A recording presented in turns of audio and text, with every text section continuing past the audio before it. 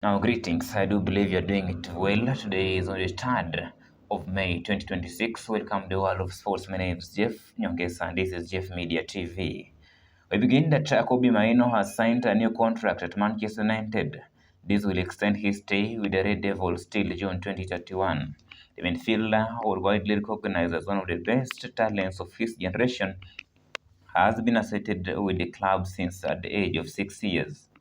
Then Chelsea Football Club will hosting Nottingham Forest tomorrow on 4th of May. Blues head coach Callum McFarlane has confirmed that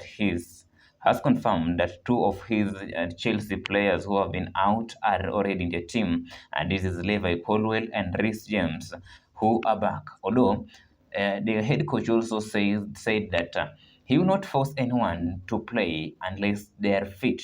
Match between Chelsea and the Forest will kick off tomorrow at exactly 5 p.m. Then there is a number of transfer news that is trending, and we begin that from London Derby that Arsenal attacker Gabriel Jesus might leave the club at the end of the season. So far, Gabriel Jesus has just remained with 1 year contract at the club. This means he might either leave or sign a new contract.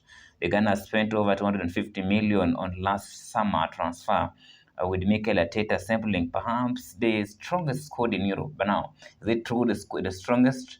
This is also mean is it the strongest or not the strongest? It will come true after the game between Manchester City and the Arsenal. Which team will win the Premier League? This will mean the strongest team will lead and the strongest squad will also lead.